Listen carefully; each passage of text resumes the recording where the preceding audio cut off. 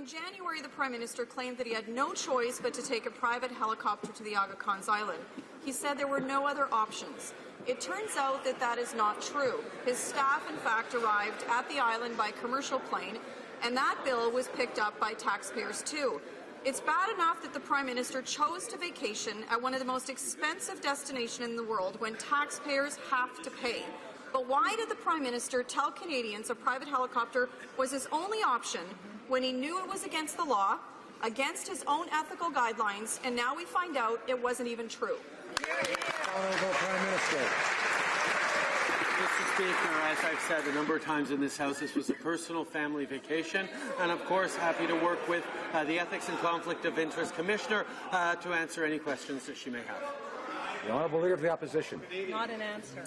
Well, Mr. Speaker, that's not an answer to our question. This is not a conversation between him and the Ethics Commissioner. In fact, he told all Canadians publicly that, in fact, he had no other option. So the question is very simple.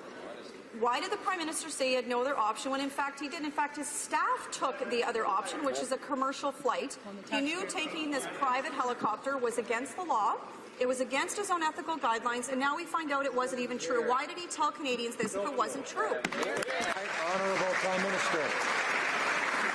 Mr. Speaker, this was a personal family vacation, and I'm happy to work with the Ethics Commissioner, Ethics and Conflict of Interest Commissioner on any questions she may have. Furthermore, on Prime Ministerial travel, as is always the case, the RCMP makes determinations around what is the safest way for the Prime Minister to travel. Honourable Leader of the Opposition. Well, Mr. Speaker, no one has begrudged the Prime Minister a vacation, but first of all, Mr. Speaker, when he chose to vacation at one of the most expensive places in the world, knowing full well taxpayers have to pay for wherever he goes for security, that was a choice he made. But second of all, he's told all Canadians that he thought there was no other option. Now he's saying the RCMP told him he had to take a private helicopter. Is he saying today, then, that the RCMP told him to break the law? All right, Honourable Prime Minister. Mr. Speaker, I'm happy to work with the Ethics and Conflict of Interest Commissioner on the details of my personal family vacation.